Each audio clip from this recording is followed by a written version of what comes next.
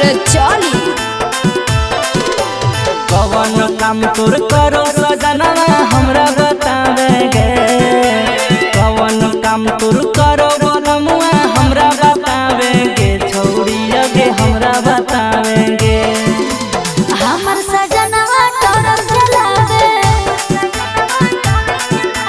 रांची से पटना रोज दौड़ावे।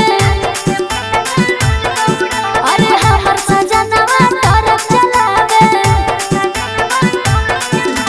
कवन काम तोर करो बहुनवा हमरा बतावेगे, छौरी लगे हमरा बतावेगे।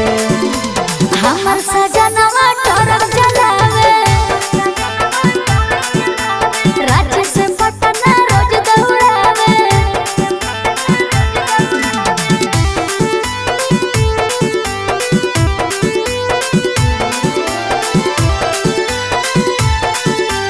Music by Amit Gupta.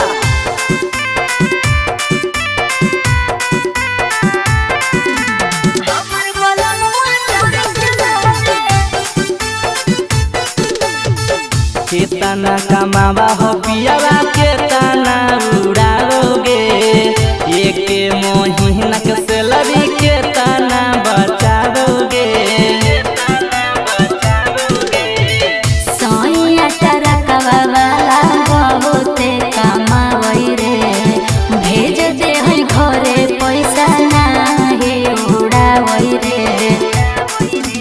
सही सही बतावे बतिया नहीं छिपावेगे, सही सही बतावे बतिया नहीं छिपावेगे, छौरी लगे नहीं छिपावेगे। हमर बोलमुआ टोरक चलावे, रांची से पटना रोज दौड़ावे।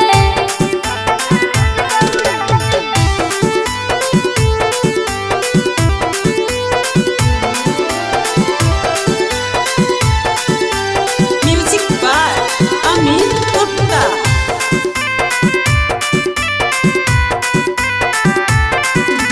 हमर बोलमुआ टोरक चलावे।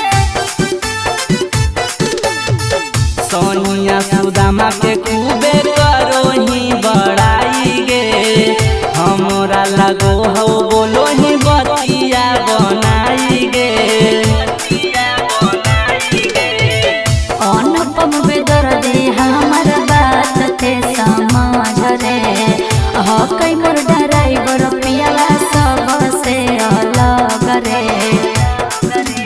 दिल के अपन बतिया तू खुल के बतावेगे, दिल के अपन बतिया तू खुल के बतावेगे, छौरी लगे खुल के बतावेगे। हमर बोलमुआ टोरक चलावे, रांची से पटना रोज दौड़ावे। DNS music recording studio रचौली।